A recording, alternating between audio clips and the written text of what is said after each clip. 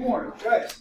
I started off one of my upper level classes the other day with a little opportunity for anybody who wanted to start off the class with a shout out. When I say a shout out, we're saying thank you to people who've done nice things for us or giving us some motivation. Good morning. And I'll start it off, guys. It's completely voluntary. I'm not going to call on you. You don't have to do this if you don't want to. But my shout out this morning is to my wife. She was off work today and got up just so she can make sure I had hot coffee to take to work with me, because she knows I love coffee first thing in the morning. So I'm doing this on a recording. This is a shout out to my wife for making coffee for me this morning. It was very nice. Anybody like to give a shout out to somebody? Somebody who's done something right for them this week. I know somebody's done right by you, or you've done right by somebody else. So if there's a shout out, yes. Shout out to Gabby, because she started on the volleyball team this week. That's a wonderful shout out. So thank you for doing that. Anybody else like to give a shout out? Yes. Shout out to my friend Steve for helping me not pass out in the gym. Awesome, man. It's good to have that kind of friend. You were moving some iron, huh? Yeah. Well, I only ate I ate at lunch and I went and worked out at 6 and I hadn't eaten anything after that. So. Oh, bad strategy, man. Yeah, it was. I forgot to eat. Wow. I wish I had that problem. I wish I could forget to eat once in a while. Anybody else have a shout out? Let's get a shout out from this side of the room. Who's like to give a shout out to you? Somebody's done right by you. Somebody did something good for you in your life. Yes. The janitor and Christian, everyone just have a good day. What a nice guy, right? And when you think about it, people who work in that industry, do they theoretically see some of the worst in humankind? Yes, they do. And when you think about some of the things they have to deal with, that's awesome. One or two more. Anybody else want to give a shout out this morning? Anybody. Could be your mom, could be one of your friends. Who else would like to give a shout out? It's a good thing to give thanks. One more shout out from somebody. Oh, I know somebody's got somebody they're grateful to. Please, help a brother out. Yes, sir. Our servicemen. I'll give a shout out to that as well. It's a very good thing to give a shout out to. It's a very good thing to be thankful for the people who keep us safe. Guys, today we're going to be continuing on Chapter 2. Today is officially our last call for LinkedIn revisions. Now, that being said, if you and I are working back and forth on edits, that's still open. So as long as you have responded to me when I said, hey, these are the things you need to fix. Now, I have given a few of you repeated emails back on some things that you need to fix. The biggest problems people seem to still be having are things like grammar corrections, proper use of commas, that sort of stuff. That's okay. That's editing. So if we have an ongoing email discussion about this, keep on making changes. We're going to keep going until you get a perfect score. Now, the perfect score offer is not good on other assignments right now, but what I do offer all my students is a chance for one read-through. Now, we have a large class here, so you got to give me some patience on this one. If you are doing an upcoming assignment and you would like me to take a look at it before you submit it, I will always offer feedback. Give me opportunity to do so. For example, if you got a due date at midnight and you send it to me at 2 in the afternoon, that doesn't give me a lot of time with 36 other students. If you give me 1 or 2 days notice, I can usually get a chance to look at it. I won't do the assignment for you, but I'll give you feedback. I'll tell you things I see that maybe you would want to fix. Here's another hint too, guys. If you are not using the writing center, do so. I'm telling you as a doctoral student and somebody far older than the rest of you who's been writing a lot of years, I still have somebody else occasionally edit my work to give me suggestions as well. Now, guys, we have 2 assignments that are coming up. One is going to be the economic systems exercise, where I'm asking you to compare 2 economic systems. We talked about the 3 economic systems. What are the 3 economic systems that are common in the world? Yes? A++. It's communism, capitalism, and socialism. Communism and capitalism are on opposite ends. Socialism is falling out somewhere in the middle. So you can compare any 2 systems you want. We're going to cover this assignment in class.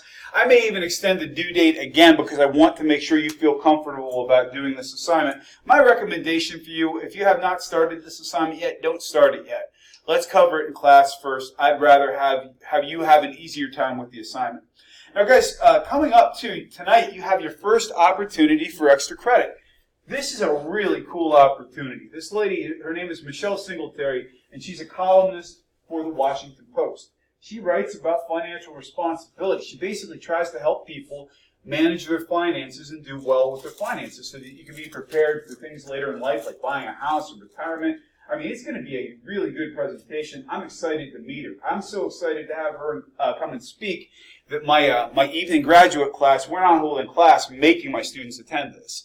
So I'm asking you to attend it. You get 2 bonus points for swiping in and letting me know that you were there. Guys, the other thing too, occasionally when we have these kinds of speakers, because I'm incentivizing you to go, sometimes the things she says or that she has to talk about might end up as bonus questions too. It'll never hurt your grade by not going, but it can help your grade by going. I strongly encourage you to make the time to go. By the way, guys, you have one other... Yes, sir? How long is that thing going to be? It's going to be about an hour. Yeah, and I think there's going to be Q&A afterwards. Totally worth your time, though. Guys, there's one other standing opportunity for extra credit in this class. Now, we have a large class, so if you're interested in taking me up on this, you have to let me know so we can make some time for you. You know how we always talk about current events in class? If there's something in particular you're interested in, for example, if you like Amazon, or if you want to have a debate over Sheetz versus Wawa, if you want to talk about why raising the minimum wage is a good or a bad idea, and you're willing to come up here and facilitate a discussion at the beginning of class, that'll always get you a couple of bonus points. So, for example, if you didn't do well on an assignment or wanted to use those on a test, I'm very negotiable. I love giving students the opportunity to lead discussion for a lot of reasons. Number one, I always learn something. And number two, the students themselves also get to explore something they're very passionate about. We're going to start off today, though, however, with a little bit of history. We talked about what a trabant is. And by the way, I would write that word down. If you don't have something in front of you to take notes during this class, please put something on your desk in front of you and convince me you're taking notes. The trabant. This almost always shows up at some point in the semester as a bonus question. This is the car. You can use your laptop or your notepad, whatever you prefer. This is the communist car we talked about. I'm going to show you a brief video to show you how these things actually perform and why they were such terrible cars, but why some people have an affection for them. So first thing this morning, I need history. But check this out, a couple of features of this for any of you car people in here. How many of you, by show of hands, can drive a manual transmission? So it's a dying art, is it not? Not most people can drive manuals at this point. What's unique about the transmission in this car? Yeah, do you know what those are called? There's a nickname for them. I know 3 on the tree, but it's 4. They also, generally speaking, column-based transmissions are called knuckle busters. Because when you're shifting, you hit your knuckles against the dash. It's a very inconvenient place to put a manual transmission. And by means of comparison, you notice they mentioned it was a 27 horsepower car. To give you a comparison, a Chevy Cruze put out about 140 horsepower. So we're talking about a car that literally had a fraction of what we would expect from a modern car of any description. But yet some of these things persist and survive. It's a really interesting little piece of history. So guys, we were talking a little bit in the last class about how we've got essentially 3 economic systems. Well, these economic systems fall into really 2 subcategories. We're talking about command economies versus free market economies. We're talking capitalism. We call that a free market economy. Why is that a free market? Why is capitalism a free market? Yes? Mostly free from government regulation. Yeah, mostly free from government regulation. Anybody can set up a business. The government has very little intervention in the economy most of the time. When we get into something we call command economy, we're talking about basically the government intervening and saying, this is what we will make, this is who owns the business, usually the government. Now, are there instances, from this side of the room, are there instances in our free and open capitalist system where the government does intervene in terms of pricing? Yes? With agriculture. Exactly right. The state, for example, sets the price for a gallon of milk. What else does the state or the federal government control in terms of pricing? Yes? When there's a natural disaster, they set the price maximum. They can do that especially for essentials such as fuel, such as milk and bread. And they also will intervene in other products. For example, they can raise taxes at will on products like alcohol and tobacco. So we do have some intervention in those economies as well. And there are other weird things too. For example, there are certain products it's very difficult to buy online. It's very difficult, although getting easier, to buy a car. And it's nearly impossible to complete a property transaction online because of government intervention in some of those areas. So we do have elements of a command economy even in our free and open market. So in terms of the free market versus command economy, there are perils to both. If we get into the free market, for example, can anybody think of a time in recent history where some of the excesses of the free market may have caused a problem for everyone? What might be a time in the last, let's say, 10 to 12 years in which the free market maybe didn't work out so well for us? Was there a time? Yes. Exactly right. Guys, for anybody who doesn't know what happened with the housing bubble, here's what happened with the housing bubble. We essentially had banks that were lending to people who maybe could not really afford to make their payments. We had people who were getting home loans that maybe shouldn't have gotten home loans. Now, the banks were enjoying parts of this because, let's say, for example, I work for a bank and I'm selling mortgages. I make money by doing that. By going after a potential customer base, I essentially set my own system up for failure by making money in the short term. Has anybody, by show of hands, ever seen the movie The Big Short? If you have not seen that movie, you know what? We need to do a screening of that film so you guys will understand why that's so important. Well, the flip side is, if you've got command economies, for example, you've got issues with keeping market and service available. For example, when we think of pure communist countries, we think of places like North Korea. That's a pure communist country. China is not a pure communist country anymore, but there's one other country, I'd like to hear from this side of the room, that's highly associated with communism, and it's not far from us. What country am I talking about? Cuba. Absolutely. One of the last pure elements of communism in the world. Even they're opening up their markets to some private business ownership because they cannot make ends meet strictly by making their own products. Here's something really interesting, guys. We have had a trade embargo with Cuba since the 1960s.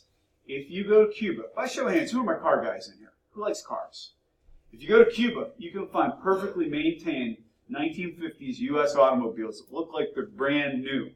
Because since we had the embargo, they can't get in new automobiles, so they've got to keep what they have there running. It's not uncommon to see a 1957 Chevy looking like it rolled off the showroom floor. That might even be a taxi cab. So it's like a gold mine for people who love cars. But that's why they're starting to open up a little bit. And at the flip side, we've got in our government, we've got movements now toward socialism. For example, there are several candidates who are running for president who really espouse socialist principles. Who am I thinking about?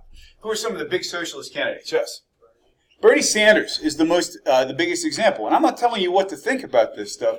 If Bernie Sanders were standing in this room, he would say, I'm a socialist. I'm for more government intervention. I'm for universal health care. Those are his beliefs, and he's got a lot of young people who follow him as well. I'm not judging you for either end of your beliefs on that.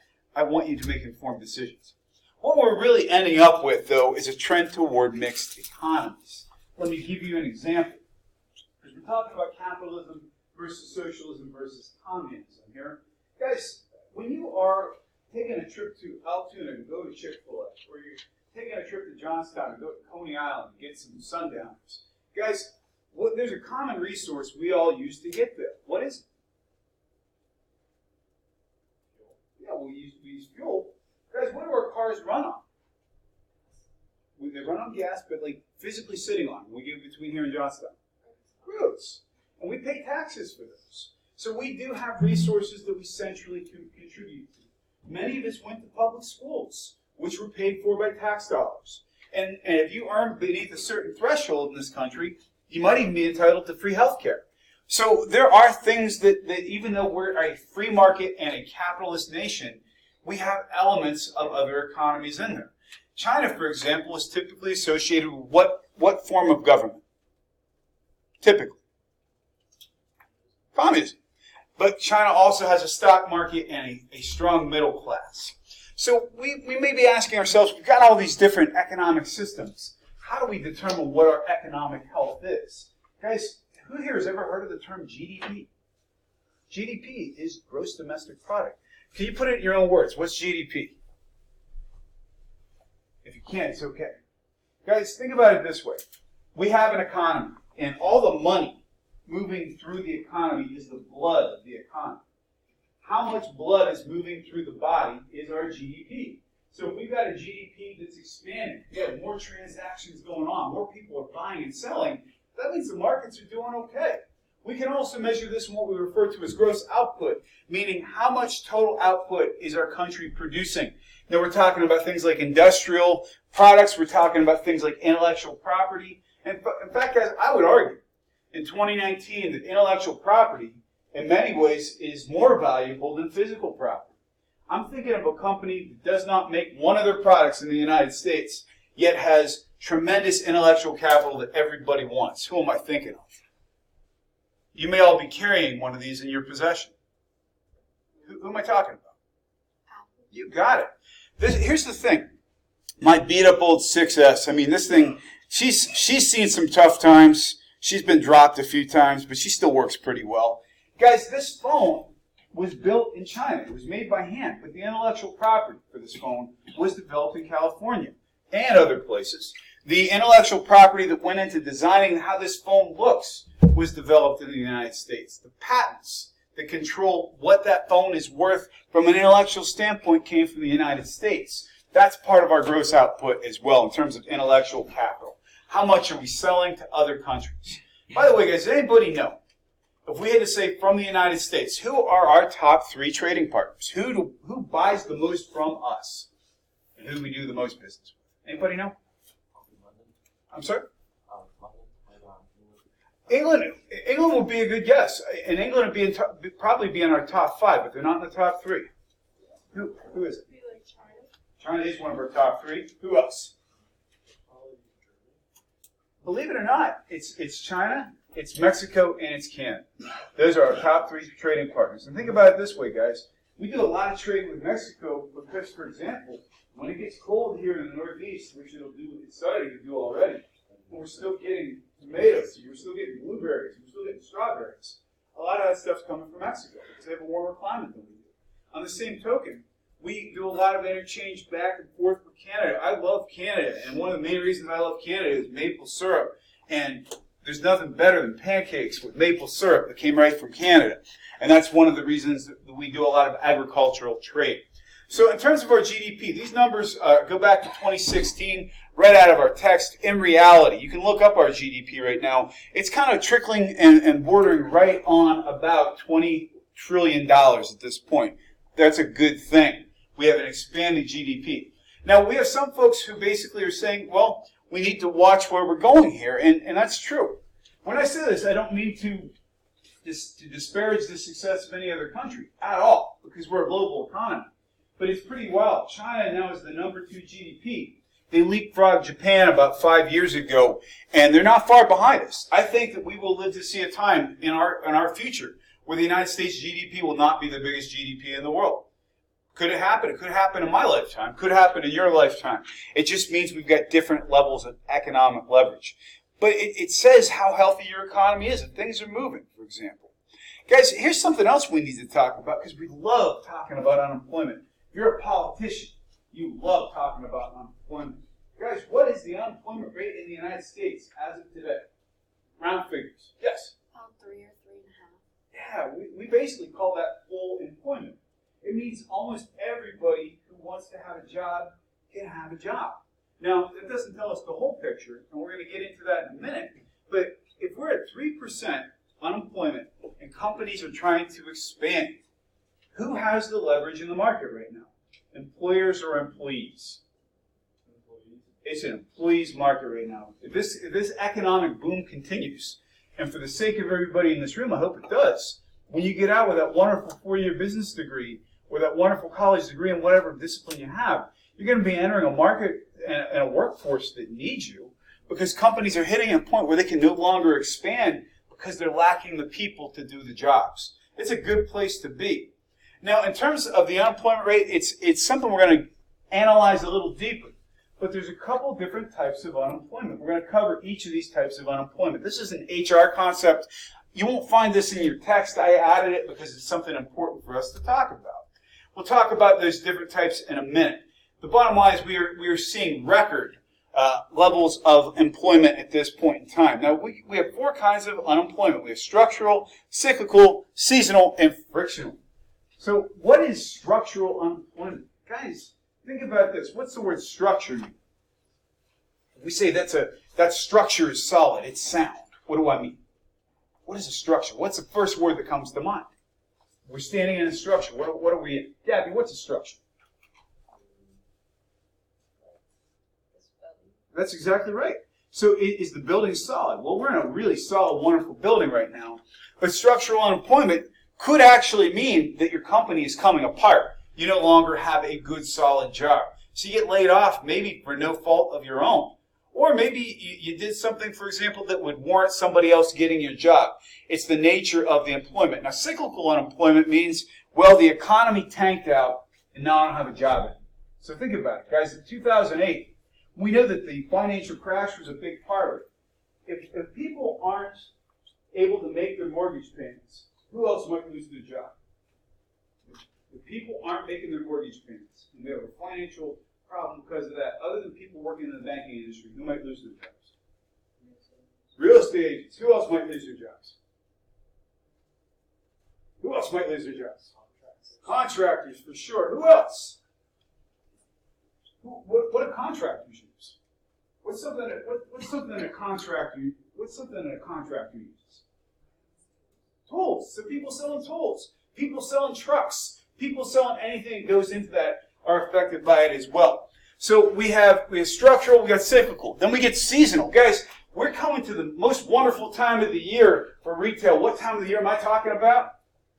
Christmas. Everybody loves Christmas. Even people who aren't Christians who own business love Christmas, because get this, guys, if you look at the average retailer, what percentage of the average brick and mortar retailer, what percentage of their annual sales are just for the holidays?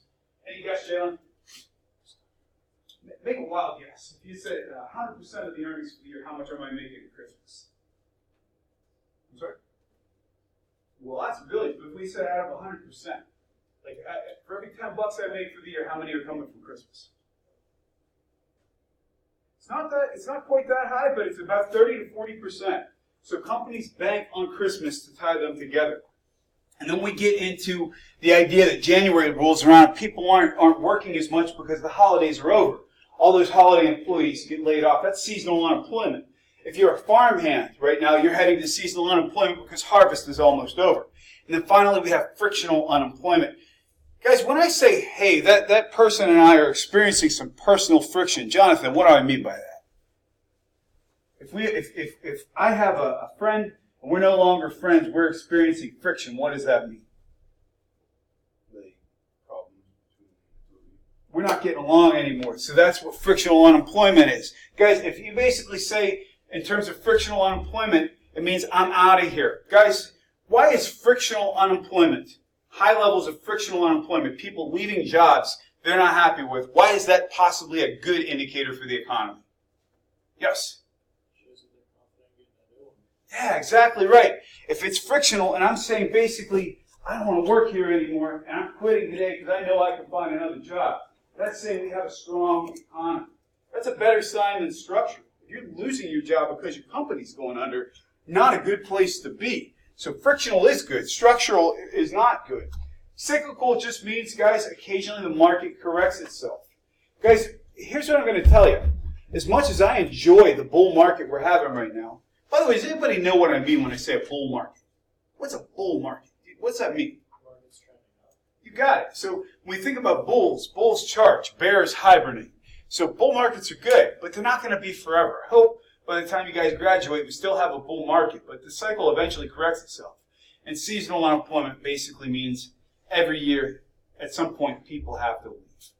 So in terms of what unemployment rates really mean, guys, it's not as straightforward as you would think. Now, we would like to think, for example, it's wonderful that we've got 3% unemployment. That's a good thing. But in addition to the unemployment, we've got other aspects we need to look at. Who here can tell me, and I'd like to hear from this side of the room, who here can tell me in their own words what the unemployment rate actually means? What does it mean for saying we're measuring the unemployment rate? Any thoughts? It's a straightforward equation. What does it mean? I even mentioned it earlier today. What's the unemployment rate mean? Yes? People who are actually looking for jobs that can't get them.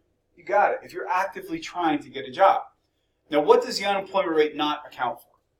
Does anybody know? Yes? People on welfare, people that aren't trying Exactly right. Let's say, for example, it's 2008, and I was making $250,000 a year as a stock broker, and the market's tanked. So I tried and I tried and I tried and worked for 2 years, and I couldn't get a job. So I said, "To heck with it. I'm going to go up to my cabin out in the woods and I'm going to fish and go work the land with my hands." I'm no longer counted in the unemployment rate. Here's another aspect that's tough to realize too. If I was making $250,000 a year and I had to take a job at McDonald's after that, am I counted as employed? Yeah, I'm counted as employed, but I'm not making the money I was making before. And here's the other thing that nobody wants to talk about. The unemployment rate does not count what we refer to as the labor force participation rate. Here's what we mean by that. If we took 100% of everybody who was eligible to work, what percentage of people are actually trying to go into the workforce? If you guys had to guess, in the United States, we're not talking about people who cannot work. We're not talking about people who are retired. Out of 100% of people who are eligible to work, what is our labor force participation rate in the United States? Take a guess. Yes. We got a guess between 50 and 60. Guess from over here. What do you think? What do you think? What's our labor force participation rate? Out of 100%. Just take a guess. 75. It actually falls right down between you guys. Where it is, guys, is right around 64%. Is that good or bad news? What do you think? Yes. Bad news. Tell me why. Because then we'll have to get other people to be in our labor force, maybe like giving visas to people from other countries, or the jobs just won't be filled at all. So we could have the jobs not being filled. If those jobs aren't being filled, the company's trying to expand. What happens? Either the company doesn't expand or we do something else, which is, you got it. So guys, here's the reason why that's a big deal too. Now, on the other hand, there's one group of people who I'm standing in front of right now who a low labor force participation rate is good for. And it's you guys. How is that good for you guys? As long as we start looking for jobs, we should be easily ready. You got it. And you're going to be able to go to that job and have some leverage saying, well, who else are you going to get? So I don't mean to make you feel invincible here, but it is a good time right now to be entering the workforce. And I've been going fast on this stuff today, so we're taking our first break. I would like a question or comment from each side of the room about anything. It can be related to the material or otherwise. So, yes, sir. What do you think about the shortage of commercial drivers right now? I think we have a couple of moving parts with that. By show of hands, how many of you are fans of Tesla? Okay, we've got a few Tesla fans in here. Tesla actually invested in a company a few years ago called Otto, O-T-T-O. Otto is a automated self-driving truck company. So basically, they did the first automated driverless beer run between Fort Collins, Colorado, and Denver. Budweiser had a truck that drove itself between those two cities to make a beer delivery. Now keep in mind, that was a PR. It was one of these things, they still had a driver sitting behind the wheel. If something went bad, they could take over. But is there any reason to believe that we could not have highways that were completely designated just for automated traffic? I mean, it would be expensive, but I can see it happening. The other thing I think could happen with the problems we're seeing with truckers right now, not problems, but the lack thereof, is we could probably also see a resurgence in the rail industry too. Guys, it's pretty interesting. If you go in terms of efficiency, rail per gallon of gas is more efficient than trucks. There's a couple of reasons why rail went away. We don't have time to discuss all of them. But a big part of it also had to do with companies that wanted to sell cars to individuals, which is why a lot of rail got disincentivized in the 50s and beyond. So I think we're going to see a resurgence to those kinds of approaches too. Yeah? Do you think we might see road trains? I think it's possible. I mean, right now, if we're already seeing, compound trailers with multiple trailers behind it. By the way, those things scare the hell out of me. When you're in a windy area, has anybody ever seen the double trailers? You know what I'm talking about? They're illegal in some states because when they get caught in a windstorm or a jackknife situation, it gets bad. But I totally think we can see that. You can actually run trouble in some states. I've seen them. Yeah, my drives to New England, I've seen them, and they, especially in the passing lanes, they can be really dangerous. Have you ever seen the Australian road trains? I have not. They run like 6 53-footers, like our road train, but guard when we were on doubles. They're pups. They're only 13 foot long. Huh. So they'll run like 553 footers when they're running out into the center, out into the desert. And I've heard guys talk about trying to implement that here. Take three basically self-driving trailers with basically like a conductor in front, and then you just drop a trailer at an exit, and a local guy would take it. Yeah, I could totally see it happening, and I think if we get the long straight stretches, why couldn't that be done by a machine? You know, excellent questions. I need a question or comment from this side of the room as well. Your chance to have your voice heard. Anything. Otherwise, I'll be forced to randomly call on one of you, put you on the spot to ask me something or say something, or sing your favorite song. Maybe we'll sing with you. Seriously, question, guys. Help me out here. I would like your voices to be heard. Oh, come on, somebody's dying to ask me something over here. Sir. What makes these cities the best and worst? What? Well, and this is coming right out of our text. We were going to be covering this next, but I'm glad you asked this question. For a number of reasons. Number one, that there are industries that are popping up. Some of these are associated with the new economy, for example. If you get into places like Charlotte, North Carolina, I don't know if you guys know this, but a lot of banking industries down there, a lot of finance, a lot of people who get their first jobs end up in Charlotte. Grand Rapids, Michigan is seeing a bit of an industrial resurgence now because that's old industrial area. Madison, Wisconsin, a lot of technology out there. Anything on the west coast like California is going well. Why would you maybe not think Youngstown, Ohio is a happening place? What just left Youngstown, Ohio? Anybody know? General Motors. They were the biggest employer in Youngstown, and they're cutting back jobs all the time. A lot of places that have never really adapted to the new economy. And in terms of Boston, one of the reasons that's such a bad place to find a job is strictly congestion. There's just a lot of people there. By show of hands, has anybody ever been to Boston? Yeah, guys, I will say this. I've driven almost every major city in the United States, and I would sooner have somebody punch me right in the face than have to drive in Boston ever again. It is like, it takes you 8 hours to get from here to Boston, and it took me another hour and a half to go 4 blocks. It was just, I don't know why anybody owns a car in Boston. Crazy. So, a good question. And other things, guys, in terms of things that give us an indication about how the economy is doing. Guys, inflation, when I say that word, oh man, we're experiencing inflation. Do you have a positive or negative response to that word? It's negative. Oh, nobody wants to talk about inflation. In reality, inflation is just part of the economic system. Prices rise over time. Guys, let's think about it for a second. What goes into the prices increasing on goods and services? What might be a reason that prices go up? Yes? Supply and demand. For sure. If you got a high demand item, we're going to raise the price. Shelby, is there another reason prices go up? Yeah, we have a shortage. And by the way, guys, why do we have gas prices on the rise right now? Because of the drone strike in Iran. You know why else prices go up? Because people want paid more. Because company workers are saying we deserve to make more money. Well, sooner or later, a company passes on this cost to the consumer. All those things go into inflation. So the steady rise of prices is only a problem if your wages aren't keeping pace with the rise in costs. So back in 2008, for example, prices on many things started to rise and wages weren't because people weren't working. So that means the average person isn't affording as much. Let me give you an example. If you have somebody who's just making ends meet, and is making $22,000 a year, $24,000 a year, and the price of gas goes from $2 to $4 a gallon, that's going to affect if that person's going out to dinner on Friday night, or if they're going to buy things they don't need. Now, if somebody's making $70,000 or $80,000 a year, maybe not such a big effect.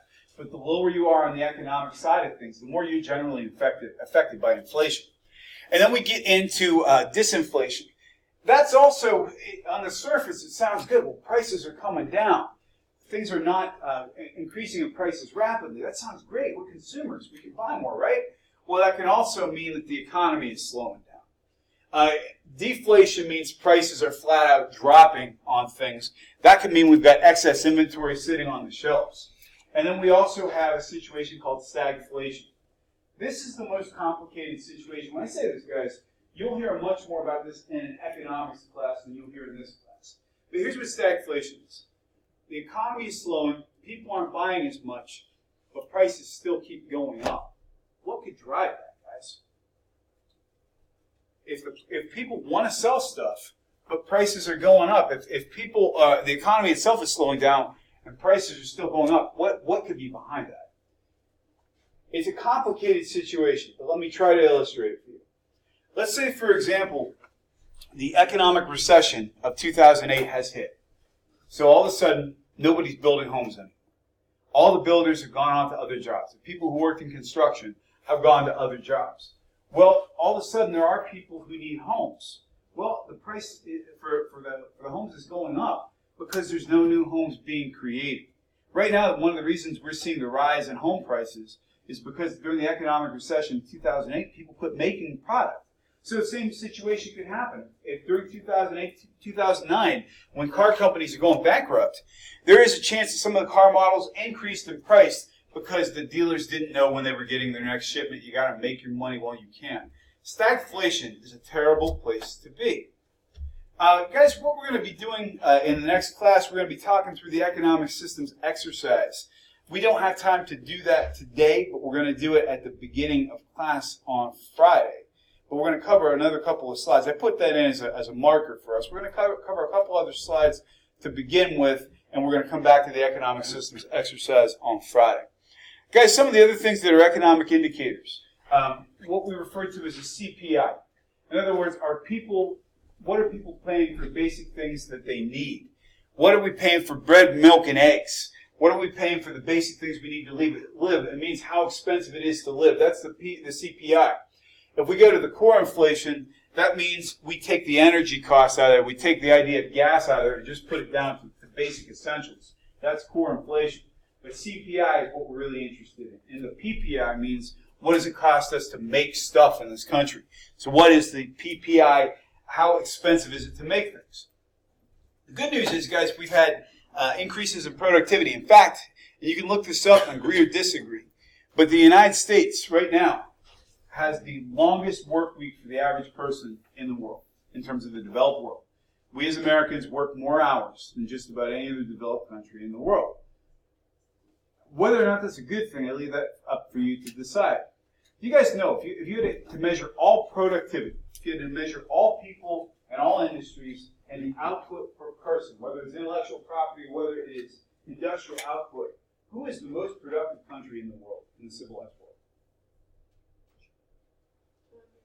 We got a guess for China. That's a good guess. Any other guesses? Yes. We got a guess for the U.S. It's not China. It's not the U.S. One other guess, guys. That's a good guess as well. They're a very productive country, but it's Germany. Germany has greater output of wealth per person than just about any other country in the world. Now, here's the interesting part. Germany gets a lot of things that we don't get in the United States, including a substantial amount of paid leave. If you also look at the distance between the lowest paid person and the highest paid person in Germany versus the United States, there's fewer layers. The organizations are more flat. So even though they get more time to relax and more time off, they typically are more productive than Americans. Why is that, guys? What are we doing wrong? Any thoughts? I saw you thinking that. What do you think? Overworking kills your drive. I think we're seeing a lot of that. We have this idea that if we work harder, we're going to do better. I think sometimes, for example, we just don't do very well at actually taking care of ourselves. Who here in the last year of their lives, and I'll include myself in this study as well, who here in the last year of their lives has successfully and completely disconnected from technology for 24 hours? So maybe two people. And what was the experience like, by the way? It is hard because we're so tied into everything, aren't we? What would you say about the experience? It was kind of good. I liked it. I mean, I wouldn't do it for my whole life, but it was a good experience. And we see the same thing, though, with people who work. For example, and I'm guilty of it as well. People in this class have probably gotten emails back from me at very strange hours because I feel compelled to check my email. And I happen to wonder if we in this country might learn some lessons from our European friends in terms of how to relax. The trick is, if we relax, we'll be more focused when we do show up for work. I don't know if that philosophy will ever take hold in the United States, but it's something to be thinking about. Finally, guys, for today, we also, in the United States and any free market economy, we measure both the total quality and quantity of output. Just because you're putting out a lot of product doesn't mean it's good. Quality is what we're most concerned with at this point in time. Generally speaking, the higher cost of the item, the more quality we expect. Guys, on Friday, what we're going to do, very first thing, is cover the economic systems exercise in class. If you have not started it yet, don't start it. Wait till we get through it on class on Friday. Guys, tonight, extra credit opportunity, JFK, 6:30 p.m. Come to JFK, sign in, get 2 bonus points. If you're having issues with your LinkedIn profile, come up and see me after class. We'll get your final issues worked out. Have a great day, guys.